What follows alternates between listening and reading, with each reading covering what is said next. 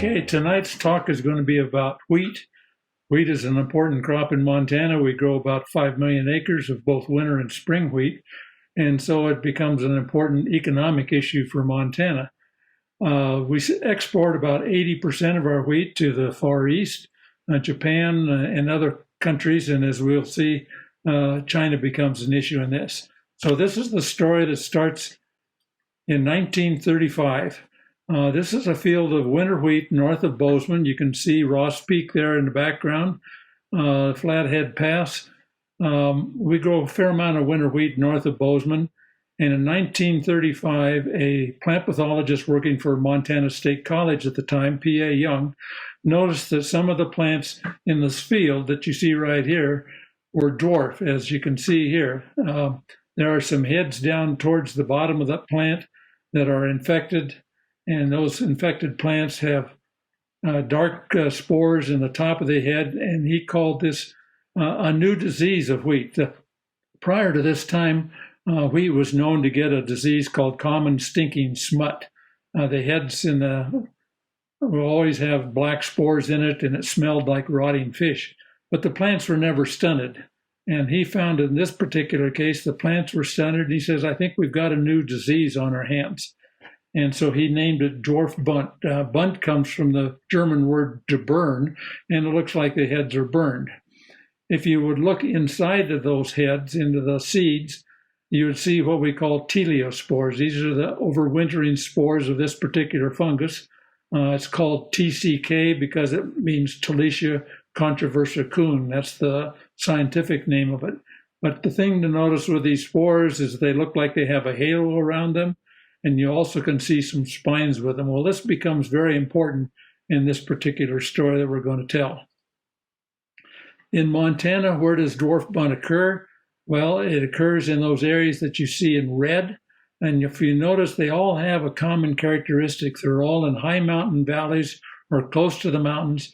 Now, these are areas that are known to have a long snow cover during the winter. So the winter wheat is buried for 3 to 4 months, and the temperature underneath that snow cover stays right around freezing. And this is critical for the formation or the development of this particular disease. When you look at the whole region of the western United States, those areas in white are areas where winter wheat is grown. And you can see in Montana, it's up there, the Golden Triangle. Over in Washington, winter wheat's grown in eastern Palouse country and down in Idaho and the southern parts of the state. Those areas in red are places where we know that dwarf bunt occurs. So it's a fairly common disease, but then it doesn't infest a very big acreage. But it's been known now since 1935. If you look at the distribution of dwarf bunt in the Western Hemisphere, it's found in the United States, Canada, Argentina, Uruguay, so both North and South America. In the Eastern Hemisphere, it's in Germany, Yugoslavia. I won't go through all those countries, but you could see it's widely distributed. The one country that you see that it's not listed in is China, and that is part of the story that we're going to talk about today. So where did dwarf bunt come from, or where was it first recognized? When botanists went back into herbarium specimens and looked at the spores in herbarium specimens of wheat, it was found in 1847 in Czechoslovakia, then into Germany, into New York, Michigan, quite a few different countries, and then in 1935 in Montana. But up until 35, it was not recognized as a new disease. It was just thought to be a variant of the old common stinking smut. So, okay, let's get on to the real story about China.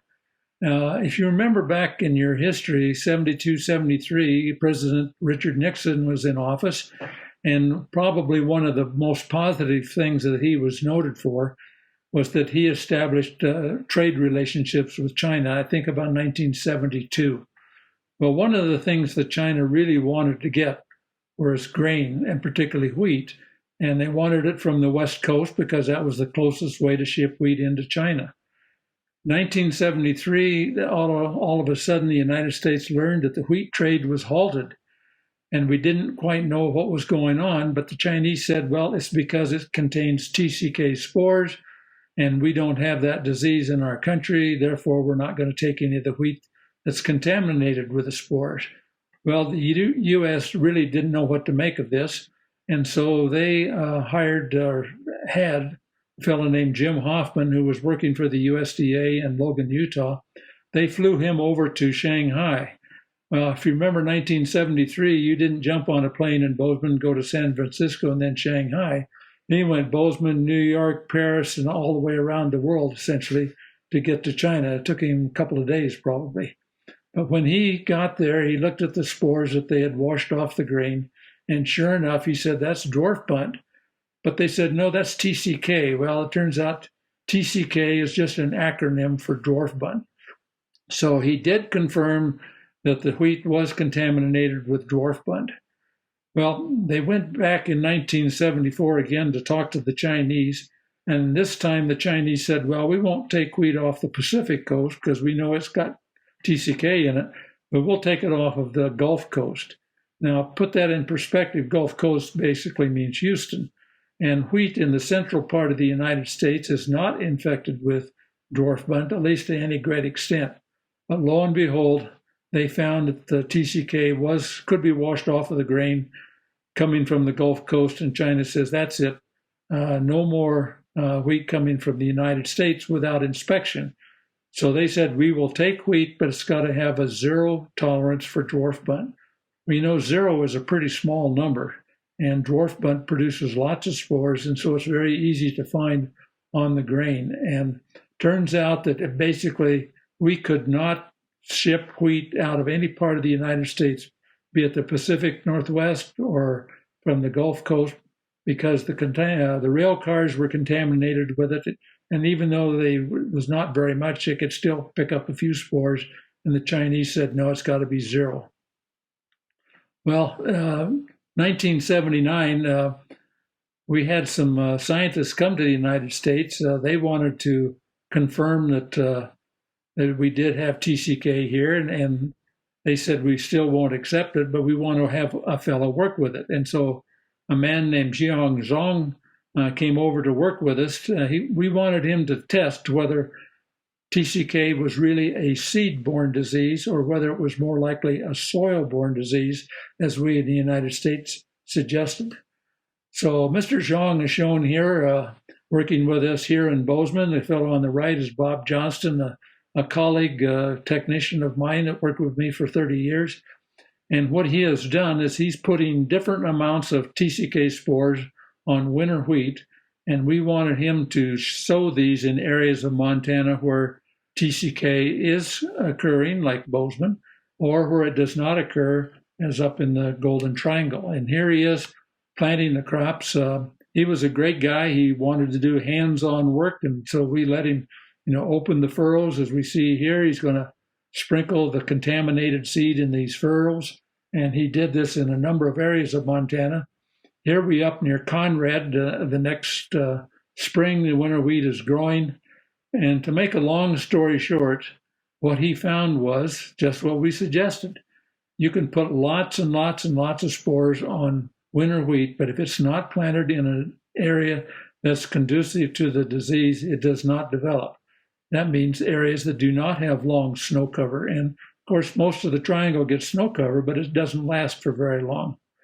So 1981, he returned back to China, but just a couple of stories along the way. He spoke excellent English, and we wondered why. Well, it turns out his wife was the English translator for the Ministry of Agriculture in Beijing, and so they two of them understood English quite well. And one night we had him over for dinner. He was a delightful guy to deal with, and I asked him, well, what do you do in the evenings when you're not working? He says, well, I watch NBC News. And turns out that he was able to get NBC via satellite into China then in, the late 1970s, early 80s. So let's continue the story. We were convinced that China really didn't have anything to worry about from dwarf bunt. They kept throwing up this idea, we do not want to have a famine as occurred in Ireland with potatoes in the 1840s. But so they were in, quote, great fear that dwarf bunt would come in and destroy their entire crop. Well, we had another scientist named Ed Tryon who was working for the USDA, and he was able to get a hold of satellite information related to the climate of China. It was amazing to me what kind of information was available to us at that particular time. And one of the things that China wanted to do was to get admitted to the World Trade Organization. They wanted this in the worst way. But one of the things in the World Trade Organization memorandum of understanding was that phytosanitary restrictions had to be based on scientific standards. You couldn't just have anecdotal evidence. It had to be based on scientists. Well, so in 1996, another trade team came over. This was about the third or fourth one. I was part of the trade team on the United States side. We met with them in Denver, and the leader of the Chinese organization or trade team was Madame Wu. She was a plant pathologist, and they brought along their interpreter. And if you know anything at all about trying to negotiate via an interpreter, it takes forever. It's extremely slow, and you don't know whether you're being translated correctly or not. Well, shortly after lunch, Madame Wu kind of blew up and said, "Oh, let's get on with it." Well, it turned out that she understood English perfectly. She didn't need an interpreter, but she was using the interpreter as a way to kind of slow things down and make it more difficult for us to trade or trade information with her. Well, she didn't make any agreements with us at the time, but China was admitted to the World Trade Organization in 2001. But we tried to continue to work with them. We were trying to convince them that they should develop a zero tolerance, or not a zero tolerance, but a minimum tolerance for dwarf bunt on the grain. We couldn't ever meet their zero tolerance, but we could meet their standard if they just allowed a small number of spores. And so part of a trade team here, some meteorologists worked with plant pathologists, and we developed this map of China. And you'll notice the dotted line that comes down from the top. That dotted line separates the areas of China that grow spring wheat, which is north of that line, from winter wheat, which is south of the line. And if we look at the potential for introduction into the country, you can see there's a great potential for introduction into the areas that spring wheat's grown. But remember, spring wheat does not get dwarf bunt. Spring wheat is planted in the time of the year when the soil is relatively warm. The spores need cold temperatures for 3 or 4 months to germinate, and so as a result, spring wheat is essentially immune to this particular disease.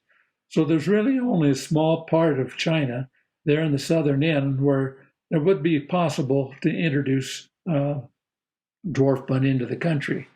And if you look at it even further, we did the same map here, and this is the areas that are conducive to potential yield loss.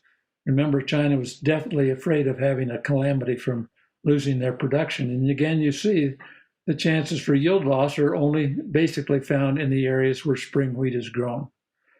Well, this would kind of be the end of the story as far as our negotiations are concerned, but it took Senator Max Baucus from Montana in 2005 to get the Chinese to finally agree that they would take wheat that contained no more than 50,000 spores per kilogram of wheat seed. This is not very much dwarf bunt, and it's a tolerance level that we could meet from all across the United States, from either the Gulf Coast or shipments out of the Pacific Northwest. And so since 2005, we've been shipping wheat to China, probably most of it with very small amounts of dwarf bunt, but they have not said a word, as far as I'm aware of, to stop any shipments of wheat into China. And so that opened that market up. Of course, there have been other issues related to trade that have probably affected our shipment of wheat to China. So let's put the shoe on the other foot and move on to another disease called carnal bunt. Now, for a long time, I taught introductory plant pathology at Montana State University for 30-some years. And I'd always talk about this disease, but I always thought it was mislabeled and it should be called carnal bunt. But it turns out no, carnal was the right name for this disease. It was originally found in Carnoust, India, and was only found in India and Pakistan for probably the next 40 or 50 years after it was originally described from India. Here's what it looks like in the kernels. You can see the kernels turn black with those dark teliospores. Here's an indication from healthy seed up on the upper left. Those that just have trace, and trace to 10% is probably the maximum that you'd ever see. 100% infection, as we see in the bottom, is extremely, extremely rare. And if you look up close, here's again the kernels, and if you take that black stuff and put it under a microscope, you see these very black spores that we see here on the right side of the screen. So why does this affect Montana, or how does it affect Montana? In the mid-1990s, the Green Revolution wheats were being developed by a man named Norman Borlaug in Mexico. And as part of his program, he was moving wheats back and forth between Mexico and India to try to increase their wheat production.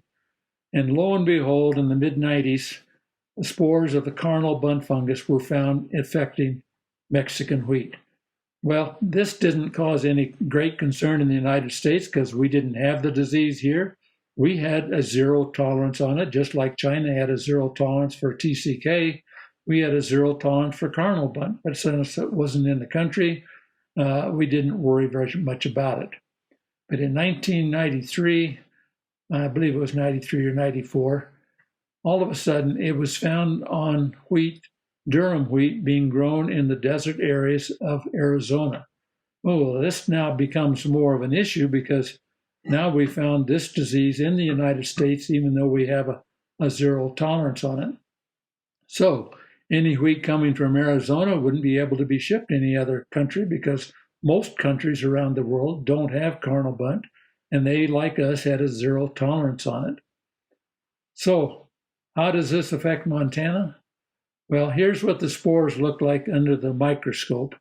And in 1993 or 4, in about, maybe late March, our extension plant pathologist, Jack Riesemann, learned that a shipment of durum wheat seed had come into Montana from Arizona, and it had been shipped to an elevator in Joplin, which is up on the High Line. And he said, that's something of concern. They have carnal bunt in Arizona. We don't have it. We don't want to get it because that would put a ban on shipments of Montana wheat out if it were found to be contaminated with carnal bunt. So he gets a sample of this wheat seed that was in Joplin, shipped down to Bozeman on a Friday afternoon. I remember he said, here's some wheat tested for carnal bunt. And I said, could it wait till Monday? And he said, no, I think you need to look at it tomorrow. So it was a Saturday morning. Johnson Hall, a colleague of mine, Bill Gray, and I took some of this wheat seed, put it in water, washed the water, spun it down in a centrifuge, and looked at the wash water under the microscope. And I can still hear today Bill Gray saying, I think we have a problem. And sure enough, this is what we found under the microscope. So what did we do? We called the Department of Agriculture head and said, we have carnal bunt in Montana. It's in the wheat seed that's in Joplin. And he immediately told the people in Joplin, you turn that wheat seed around, because it was just being ready to ship out to northeastern Montana, all over the state, essentially. And that would have spread carnal bunt essentially all over the state. People learned about this. There would be no more shipment of wheat out of Montana to any country or even any of the other states, probably in the United States. So he said, make sure that wheat gets shipped back down to Arizona. So that's what happened. But there were spores still in that elevator. And so they decided that they needed to fumigate this elevator. This is the largest piece of fumigation I have ever seen in my life. They fumigated the elevator. But just prior to this fumigation, a cold front had come down from Canada, way below zero. The water lines in this elevator froze and broke. And so when people collected some of this water that had melted. Then the next day they sent a quart jar of that water down to Bozeman, and sure enough, it was just loaded with cardinal bunch spores. And so you not only have an infected elevator, you now have 30 or 40,000 gallons of infected water. Well, what do you do with that? Well, they found a well nearby, and they injected all of this water into this well, and there it sits today. The amazing part of this story was that it never got out into the media. To this day, nobody has ever heard that cardinal bunt existed in Joplin, Montana, in an elevator up there. It was kept very quiet, and probably for good reason, because Montana wheat has been shipped all over the world since then. Our markets have stayed open, and cardinal bunt did not get moved around in the state of Montana. So the final part of this story not only involves Montana, it involves the state of Oregon. Oregon produces a lot of winter wheat, but it also produces a lot of ryegrass seed. And when some of the plant pathologists started looking at the wheat in Oregon, they noticed these spores on the right-hand side of the screen here that look just like cardinal bunt spores. These are scanning electron micrographs. And they thought, oh my, the Oregon wheat crop is contaminated with cardinal bunt. But lucky enough for them, it turned out that this was cardinal bunt on ryegrass, and the ryegrass cardinal bunt did not move to wheat, and so they escaped, and there is no cardinal bunt in Oregon. To this day, I think the United States still has a zero tolerance on cardinal bunt. It's been found in a few other states besides Arizona, into Texas, and they're at a state. I was always afraid it'd move up into Kansas and some of those other areas, but so far it has not moved, and we've not had any more problems with it. So that's the end of the story about how two plant pathogens affected Montana wheat and its export into the rest of the world.